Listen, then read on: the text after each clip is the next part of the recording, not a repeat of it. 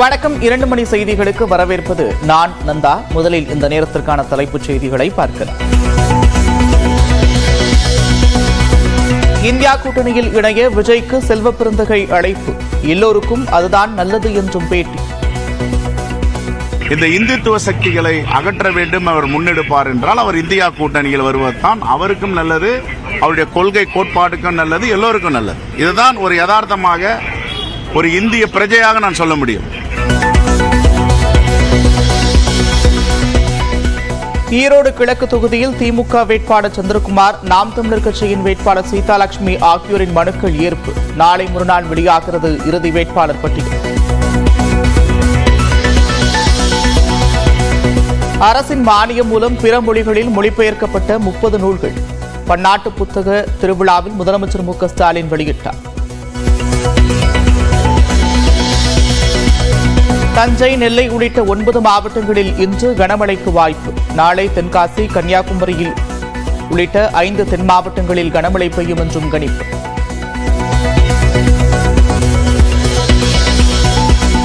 இன்றும் நாளையும் சென்னைக்கு வரும் ஆம்னி பேருந்துகளில் கட்டணம் உயர்வு.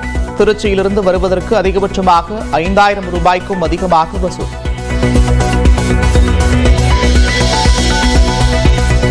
சென்னைக்கு வரும் ஆம்னி பேருந்துகள் தாம்பரம் வழியாக நகருக்குள் வர அனுமதி இல்லை. அவுட்டர் ரிங் ரோடு வழியாக பூந்தமல்லி வரை செல்லவே அனுமதிக்கப்படுகிறது.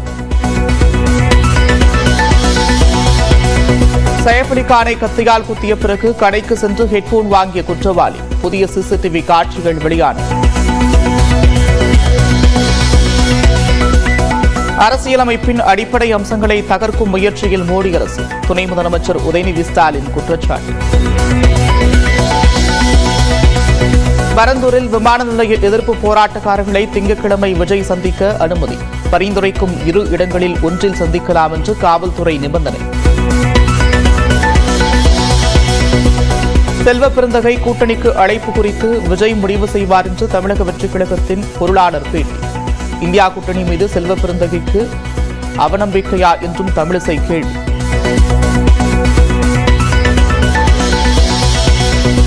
தாம்பரத்தில் இரவில் பெண் காவலரிடம் நகை பறிப்பு. 2 சக்கர வாகனத்தில் வந்து பறித்துச் சென்றவர்களை தேடும் காவலர்கள்.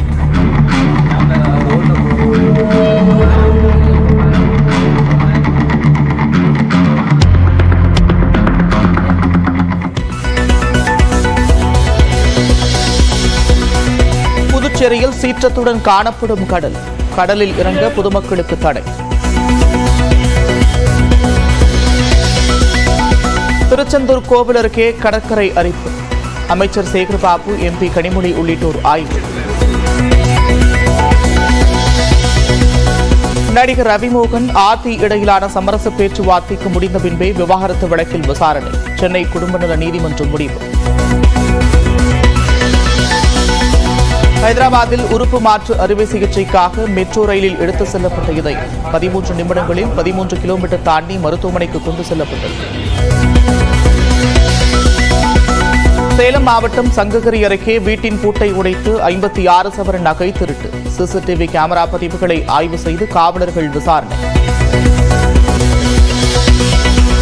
நெல்லை மாவட்டம் முக்கூடலில் தாமிரபரணி ஆற்றில் மூழ்கிய மேலும் ஒரு சிறுமியும் சடலமாக மீட்பு. 2 உயிரிழந்திருப்பதால் கிராம மக்கள் சோகம்.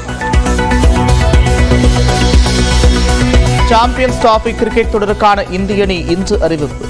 காயத்தால் அவதிப்படும் பும்ரா அணியில் இடம்பெறுவாரா என்றும் எதிர்பார்ப்பு. தஞ்சை, திருவாரூர் உட்பட 9 மாவட்டங்களில் இன்று கனமழை பெய்யக்கூடும் என்று வானிலை ஆய்வு மையம் தெரிவித்துள்ளது. தென்மேற்கு வங்கக்கடல் பகுதிகளில் வளிமண்டல கீழடுக்கு சுழற்சி நிலவுவதாக சென்னை வானிலை ஆய்வு மையம் குறிப்பிட்டுள்ளது. இதனால் தஞ்சை, திருவாரூர், நாகப்பட்டினம், மயிலாடுதுறை, புதுக்கோட்டையில் இன்று கனமழை பெய்யக்கூடும் என்றும் கணிக்கப்பட்டுள்ளது. இதேபோல தூத்துக்குடி, கன்னியாகுமரி, நெல்லை, ராமநாதபுரத்தில் இன்றும் நாளையும் கனமழை பெய்யக்கூடும் என்று வானிலை ஆய்வு மையம் தெரிவித்துள்ளது. தென்காசியிலும் நாளை கனமழைக்கு வாய்ப்பிருப்பதாக கூறப்பட்டுள்ளது. இன்றும் நாளையும் பரவலாக காலையில் லேசான பனிமூட்டம் காணப்படும் என்றும் வானிலை ஆய்வு மையம் தெரிவித்துள்ளது. சென்னையை பொறுத்தவரை நகரின் ஒரு சில பகுதிகளில் இடி மின்னலுடன் கூடிய மிதமான மழை பெய்ய இருப்பதாக வானிலை மையம் கணித்திருக்கிறது. தைப்பொங்கலை முன்னிட்டு புதுக்கோட்டை மாவட்டம் வடவாளம் கலியுக ஐயனார் கோவிலில் ஜல்லிக்கட்டு போட்டி விறுவிறுப்பாக நடைபெற்று வருகிறது. காலை 8:30 மணிக்கு தொடங்கிய ஜல்லிக்கட்டு போட்டியை பிற்படுத்தப்பட்டோர் நலத்துறை அமைச்சர் மையநாதன் தொடங்கி வைத்தார். இதில் திருச்சி, தஞ்சை, மதுரை, திண்டுக்கல், சிவகங்கை உள்ளிட்ட மாவட்டங்களிலிருந்து வந்திருந்த 600 காளைகள் களமிறக்கப்பட்டுள்ளன. வாடிவாசல் வழியாக சீறி பாய்ந்து வரும் காளைகளை 300க்கும் மேற்பட்ட மாடுபிடி வீரர்கள் அடக்கும் முயற்சியில் ஈடுபட்டுள்ளனர்.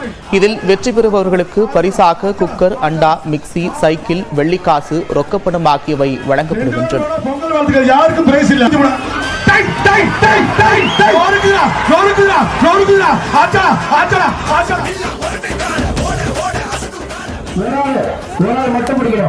நாமக்கல் அடுத்த பொன்னேரியில் நடைபெற்ற ஜல்லிக்கட்டு போட்டியில் 520 காளைகளும் 250 மாடுபிடி வீரர்களும் களம் காண்கின்றனர். போட்டியை மாநிலங்களவை உறுப்பினர்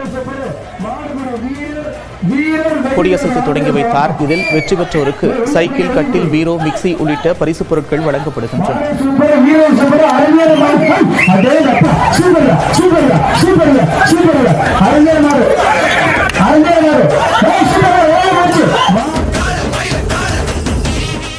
திருச்சி அருகே நவலூர் குட்டப்பட்டு கிராமத்தில் ஜல்லிக்கட்டு போட்டி விறுவிறுப்பாக நடைபெற்று வருகிறது. திருச்சி, கரூர், அரியலூர், புதுக்கோட்டை, மதுரை உள்ளிட்ட மாவட்டங்களிலிருந்து 600 காளைகள் களமிறக்கப்பட்டுள்ளன.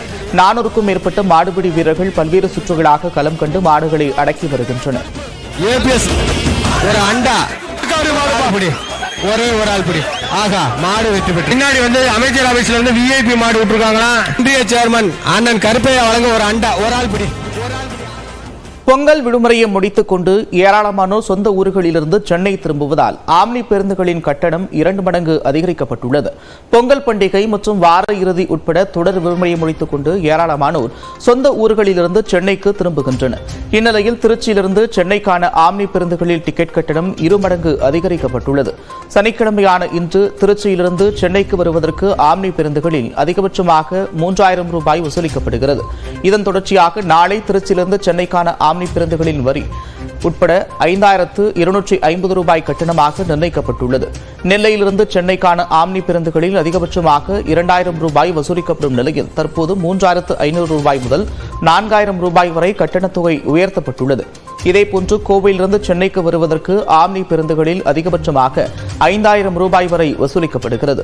மதுரையிலிருந்து சென்னைக்கு வருவதற்கு ஆம்னி பேருந்துகளில் அதிகபட்சமாக 4000 ரூபாய் வரை டிக்கெட் கட்டணம் நிர்ணயிக்கப்பட்டுள்ளது.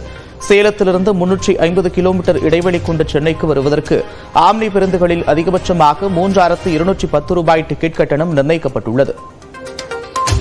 இதேபோன்று மதுரை, திருச்சி, கோவை, தூத்துக்குடி, சேலம் ஆகிய ஊர்களிலிருந்து நாளை சென்னைக்கு வருவதற்கான விமானங்களின் டிக்கெட்டுகளும் வேகமாக நிரம்பி வருகின்றன. அதே சமயம் டிக்கெட் கட்டணமும் விண்ணை முட்டும் அளவிற்கு அதிகரித்துள்ளது. குறிப்பாக மதுரையிலிருந்து சென்னை வருவதற்கு அதிகபட்சமாக 18000 ரூபாய் வரை விமான கட்டணம் வசூலிக்கப்படுகிறது. இதேபோன்று திருச்சி மற்றும் கோவையிலிருந்து சென்னைக்கான விமானங்களில் அதிகபட்சமாக 11000 ரூபாய் கட்டணம் நிர்ணயிக்கப்பட்டுள்ளது. தூத்துக்குடியிலிருந்து சென்னை வருவதற்கான விமான டிக்கெட் கட்டணம் அதிகபட்சமாக 17365 ரூபாய் வரை வசூலிக்கப்படுகிறது. சேலத்திலிருந்து சென்னைக்கு வருவதற்கு விமான டிக்கெட் கட்டணம் 10441 ரூபாயாக நிர்ணயிக்கப்பட்டுள்ளது. தொடர்ந்து எக்ஸ்பிரஸ் 18 செய்திகளை பார்க்கலாம். திண்டுக்கல் மாவட்டம் சின்னாளப்பட்டியில் பீரோ கம்பெனியில் ஏற்பட்ட தீ விபத்தில் ஏராளமான பொருட்கள் எரிந்து சேதமடைந்தன. பொங்கல் விடுமுறை காரணமாக முத்துராஜ் என்பவருக்கு சொந்தமான கம்பெனியில் தொழிலாளர்கள் சுத்தம் செய்யும் பணியில் ஈடுபட்டனர். அப்போது திடீரென தீ விபத்து ஏற்பட்டது. குடோன் மற்றும் பெயிண்ட் அடிக்கும் பட்டறைக்கும் தீ பரவியது. தொழிலாளர்கள் அனைவரும் வெளியேறி உயிர் தப்பிய நிலையில் தகவல் அறிந்து வந்த தீயணைப்பு வீரர்கள் தீயை அணைத்தனர்.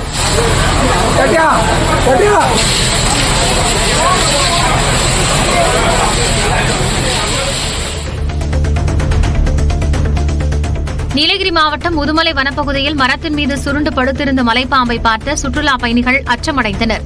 முதுமலையிலிருந்து கர்நாடக மாநிலம் செல்லக்கூடிய கக்கநல்லா சாலையின் ஓரத்தில் இலையே இல்லாத உயரமான மரம் உள்ளது. இந்த மரத்தின் மீது மிகப்பெரிய மலைப்பாம்பு ஒன்று சுருண்டு படுத்திருந்தது. இதனை அவ்வழியாக சென்ற சுற்றுலா பயணிகள் அச்சத்துடன் பார்த்ததோடு தூரத்தில் நின்றபடி செல்போனில் வீடியோ எடுத்தனர்.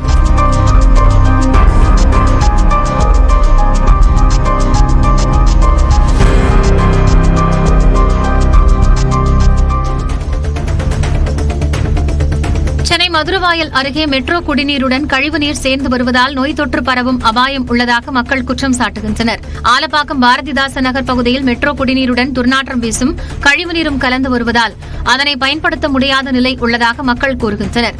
தண்ணீரை பயன்படுத்தினால் தோல் நோய், உடல் அரிப்பு மற்றும் பல்வேறு உடல் உபாதைகள் ஏற்படுவதாகவும் பலமுறை இது தொடர்பாக புகார் அளித்தும் மாநகராட்சி அதிகாரிகள் எந்த நடவடிக்கையும் எடுக்கவில்லை என்றும் மக்கள் குற்றம் சாட்டுகின்றனர்.